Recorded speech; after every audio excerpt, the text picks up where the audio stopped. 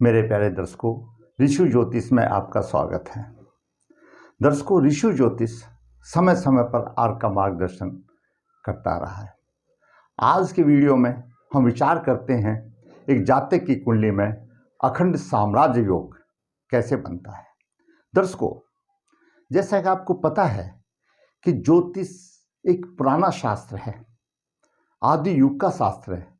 उस समय पर साम्राज्य होते थे, परंतु आज वह स्थिति सरकार में बदल गई है।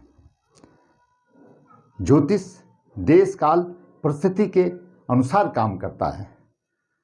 आज हम साम्राज्य ना देख करके जातक का अच्छी सरकारी नौकरी का योग समझ सकते हैं। आइए विचार करते हैं। जातक का जन्म 24 अक्टूबर 83 कुंभ लगन में हुआ। लगन अपने आप में 21 डिग्री 19 मिनट लेकर के बलवान है। लगन कुंभ लगन उदय हुआ, 21 डिग्री पर उदय हुआ। द्वितीय भाव में मीन राशि आई। द्वितीय भाव धन, परिवार, कुटुंब, वाणी आदि का भाव है। तृतीय भाव में मेष राशि आई। मेष राशि का स्वामी मंगल है, पराक्रम का भाव है। मंगल पहले से ही पराक्रम है, साहस है, छोटे भाई बहन का भाव है, लेखन शक्ति का भाव है। चतुर्थ भाव में वृश्चिक राशि आई। चतुर्थ भाव मेरे दर्शकों माता, मकान, सुख का भाव है, विद्या का भी भाव है। सभी प्रकार के सुख चतुर्थ भाव से देखे जाते हैं, वाहन सुख, मकान का सुख आदि। पंचम भाव संतान, बुद्धि, विवेक, विद्या, प्रेम, प्रसंग आदि का भाव है। पंचम भाव में मिथुन राशि आई। छठा भाव रोग, शत्रु, दुर्घटना, ननिहाल पक्ष आदि का भाव है। इसका प्रतिनिधि कर्क राशि कर रही है।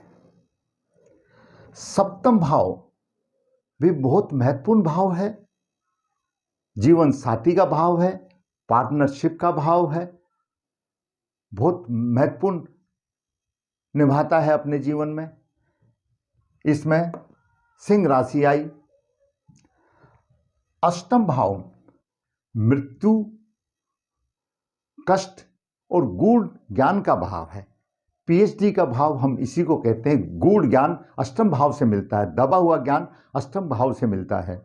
अष्टम भाव में कन्या राशि आई।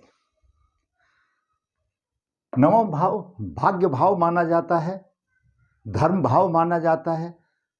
उसमें तुला राशि आई। उसके बाद दसम भाव शीर्ष भाव माना जाता है। सम्मान, पद, उच्च पद, पिता का भाव दसम भाव माना जाता है। एकादश भाव में धनु राशि आई। एकादश भाव लाभेश माना जाता है, आयेश माना जाता है, आमदनी का भाव है, बड़े भाई का भाव है, आदि आदि और भी संबंधों का भाव है। मैं आपको सूक्ष्म रूप से थोड़ा सा वर्णन दे रहा हूं। द्वादश भाव में मकर राशि आई। द्वादश भाव खर्च का भाव है, विदेश का भाव है, दंड कारागार का भाव है, और सबसे महत्वपूर्ण बात स्त्री के साथ सेवा सुख का भाव है। दर्शकों, कुंभ लगन में जन्म हुआ जातक का। लगन का स्वामी शनि नवम भाव में तुला राशि में उच्च राशि में है, सूर्य से अस्त है, 12 डिग्री 42 मिनट लेकर बैठा है। द्वितीय भाव का स्वामी गुरु, एकादश भाव का स्वामी गुरु दसम भाव में है, 17 डिग्री लेकर बैठा हुआ है, बलवान स्थिति में है। तृतीय भाव का स्वामी मंगल 21 डिग्री लेकर के सप्तम भाव में बैठा है, बलवान स्थिति में है। चतुर्थ भाव का स्वामी शुक्र सप्तम भाव में 20 डिग्री लेकर बैठा हुआ है, बलवान स्थिति में है। पंचम भाव का स्वामी बुध 2 डिग्री 37 मिनट लेकर के अस्त है, कमजोर है। छठे भाव का स्वामी चंद्रमा उच्च का है, 6 डिग्री 58 मिनट लेकर के बैठा हुआ है, उच्च का भाव है। चतुर्थ भाव में चंद्रमा उच्च का बली माना गया है। सप्तम भाव का स्वामी सूर्य नीच राशि में है, नवम भाव में है, 6 डिग्री 48 मिनट लेकर के बैठा हुआ है। अष्टम भाव गूढ़ ज्ञान का स्वामी बुध अस्त है, कष्ट मृत्यु का स्वामी अस्त है। नवम भाव में तुला राशि, और तुला राशि का स्वामी शुक्र 20 डिग्री 45 मिनट लेकर के केंद्र में बैठा हुआ है। त्रिकोण, नवम भाव को त्रिकोण कहा जाता है, सप्तम भाव को केंद्र कहा जाता है। त्रिकोण का स्वामी केंद्र में राजयोग कारक होता है। दसम भाव में गुरु द्वितीय भाव का और एकादश भाव का स्वामी अच्छी स्थिति में है, कर्म भाव है, पिता का भाव है। गुरु अच्छी डिग्री लेकर बैठा हुआ है। दर्शकों, कुंडली में अंशों का बहुत बड़ा महत्व है। साधारण तौर पर ध्यान नहीं देते, नहीं तो अंश के आधार पर ही ग्रह फल देते हैं। लगन के अंश है 21 अंश 19 मिनट। अभी देखिए, इसके साथ राहु के अंश है 24 डिग्री 31 मिनट, शुक्र के अंश है 20 डिग्री 45 मिनट, मंगल के अंश है 21 डिग्री 23 मिनट और गुरु के अंश है 17 डिग्री 15 मिनट। ये कहीं लगन के अंशों से नजदीक है, ज्यादा वेरिएशन नहीं है। दूसरी तरफ चंद्रमा 6 डिग्री लेके बैठा है, बुध 2 डिग्री लेके बैठा है, शनि 12 डिग्री लेके बैठा है। ये सब कमजोर हैं उदित लगन के अंशों के अनुसार। क्योंकि इस बात को समझिए, जब ये 21 अंश पर लगन उदय हुआ तो ये चंद्रमा तो बहुत पीछे था, जा चुका था। तो हमेशा ग्रहों का प्रभाव लगन के अंश और ग्रहों के अंश के मद्देनजर रखकर के ही बली प्रभाव बनता है। तो इस कुंडली में लगन बलवान है, राहु भी बलवान है, शुक्र भी बलवान है, मंगल भी बलवान है, गुरु भी बलवान है। अभी आते हैं हम अपने मुख्य बिंदु पर, अखंड साम्राज्य योग। दर्शकों, ज्योतिष में बताया गया है द्वितीय भाव का स्वामी, एकादश भाव का स्वामी और नवम भाव का स्वामी, इनमें से कोई भी एक ग्रह केंद्र में हो। फिर सुनो, द्वितीय भाव का स्वामी यानी धन भाव का स्वामी, आमदनी के भाव का स्वामी और धर्म भाव नवम भाव का स्वामी, इन तीनों ग्रह में से एक ग्रह कोई भी केंद्र में हो। आपकी कुंडली में इस स्थान पर कोई भी राशि हो सकती है, उनका एक स्वामी केंद्र पर हो। मैंने इस नवम भाव का स्वामी शुक्र ले लिया, यहां पर केंद्र में लिया नहीं, ऑटोमेटिकली आया है। आप अपना डेट ऑफ बर्थ मैंने दी है, देख लीजिए। शुक्र नवम भाव का स्वामी यहां पर आ गया केंद्र में। कोई भी एक ग्रह केंद्र में हो, इस भाव का स्वामी, इस भाव का स्वामी या इस भाव का स्वामी में से एक ग्रह केंद्र पर हो। दूसरी शर्त है, गुरु द्वितीय भाव का स्वामी हो या पंचम भाव का स्वामी हो या नवम या एकादश भाव का स्वामी हो और केंद्र में हो। तो गुरु भी द्वितीय भाव का स्वामी भी है और एकादश भाव का स्वामी भी है और केंद्र में है। तो ये राजयोग अपना पूर्ण रूप से फलीभूत हो रहा है। जो कंडीशन ज्योतिष शास्त्र में बताई, दोनों केंद्र का स्वामी और गुरु दोनों केंद्र में है। देखिए दर्शकों, इसमें खास बात लग्नेश अस्त है, जबकि हमेशा हम ये कहते हैं कि लग्न और लग्नेश बलवान होना चाहिए, लेकिन इस राजयोग ने लग्नेश अस्त होते हुए भी जातक को अच्छी नौकरी दी। क्योंकि शुक्र भाग्य का स्वामी है, 20 अंश लेके बैठा हुआ सीधा लगन को देख रहा है, मित्र का शुक्र भागेश है।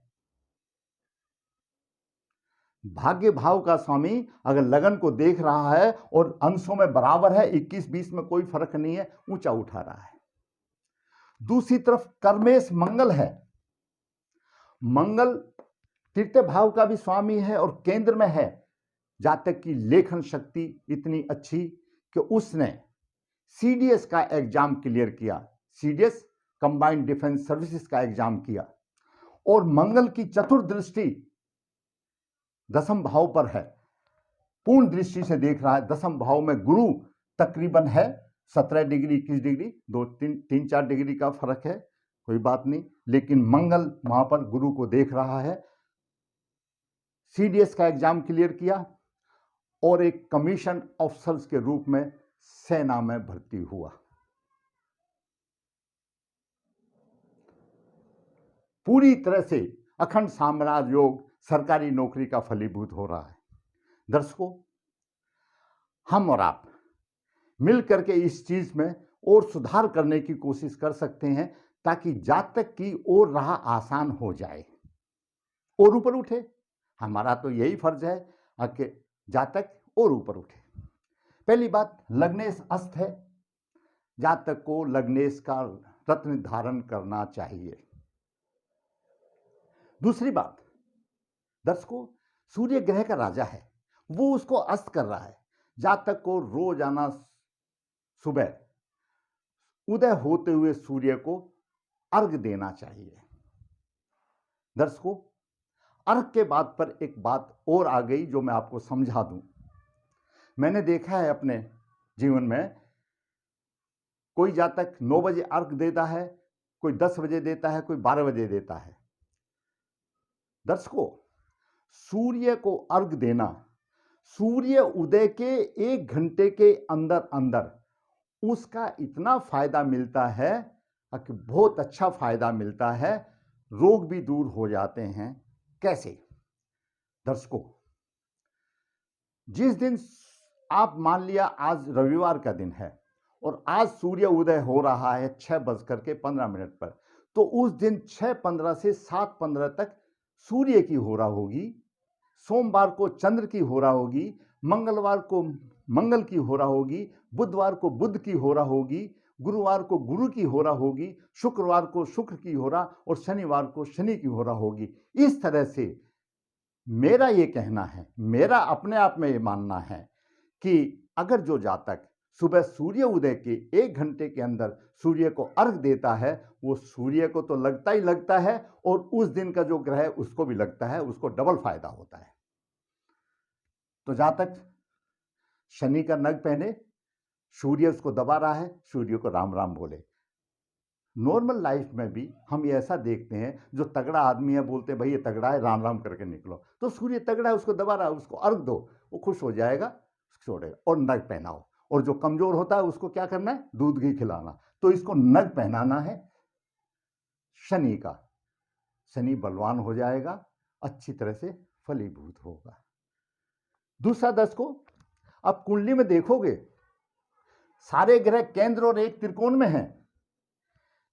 6वां, 8वां, 10वां, इनमें कोई भी ग्रह नहीं है। बहुत बलवान कुंडली है। कालसर्प दोष तो है, कालसर्प दोष की कुंडलियां ही ज्यादा प्रभावी बनती हैं, क्योंकि ग्रह सिमट जाते हैं और अच्छे योग बनाते हैं। कालसर्प दोष की शांति करा ले, जातक और ऊंचा उठेगा, जातक का भविष्य और अच्छा बनेगा। दर्शकों, मैंने आज एक जातक की जो अखंड साम्राज्य योग की कुंडली है उसको और बेहतर बनाने के लिए और उसको संवारने के लिए मैंने आपको उपाय बताए। ज्योतिष के हिसाब से किस प्रकार से योग बना, वो योग बनाया और जातक अभी एक अच्छे पद पर है। और अगर जातक या कोई भी जातक ऐसा कोई भी हो, उसी से नहीं, इस तरह के ग्रह लेकर के होगा और ये छोटे मोटे उपाय करेगा तो वो और ऊंचा उठेगा। हमारा काम है मार्गदर्शन करना। दर्शकों, मैंने आपका ये मार्गदर्शन किया। आपको अच्छा लगा तो मेरे वीडियो को लाइक करना, शेयर करना, सब्सक्राइब करना, ताकि और भी आपके दोस्त उसका फायदा उठा सकें।